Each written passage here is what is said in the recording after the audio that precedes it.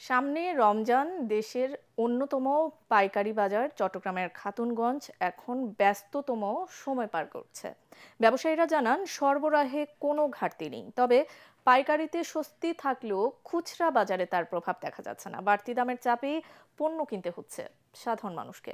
চট্টগ্রাম থেকে বিস্তারিত জানাচ্ছেন ইরফানুল হক। চট্টগ্রামের খাতুনগঞ্জ দেশের অন্যতম বৃহৎ নিত্যপণ্যের পাইকারি বাজার। এখান থেকে সারা দেশে পাইকারি দরে পণ্য সরবরাহ করা হয়। এখন রমজানকে সামনে রেখে বেচা বিক্রি বেড়েছে কয়েক গুণ। বিদেশ থেকে আমদানি ছোলা, চিনি, পেঁয়াজ, ডাল ও খেজুর ট্রাক বোঝাই হয়ে যাচ্ছে দেশের নানা প্রান্তে। সরবরাহ ঠিক থাকলেও রমজানকে ঘিরে খুচরা বাজারে নিত্যপণ্যের দাম বাড়তি। এতে মধ্যবিত্ত ও নিম্ন আয়ের মানুষের সংসার খরচের চাপ আরও বাড়ছে।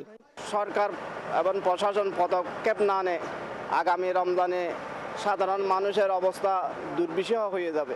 এদিকে সপ্তাহের ব্যবধানে চিনি, ছোলা ও ডাল জাতীয় পণ্যের দাম বেড়েছে কেজিতে 5 থেকে 60 টাকা। গত বছরের তুলনায় খেজুরের দামও বেড়েছে কয়েক গুণ।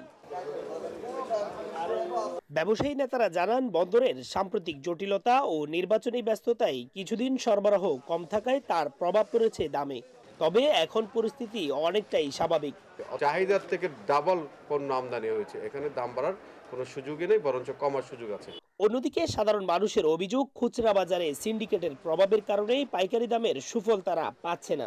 পবিত্র মাহে রমজানকে সামনে রেখে দেশে আমদানি নির্ভর চিনি, ছোলা, পেঁয়াজ, খেজুর, ভোজ্য তেল সহ বেশ কিছু পণ্যের চাহিদা কয়েক গুণ বেড়ে যায়, যার ফলে রমজান শুরুর অন্তত 1 থেকে 1.5 মাস আগ থেকে এই সকল পণ্য আমদানি করা হয়।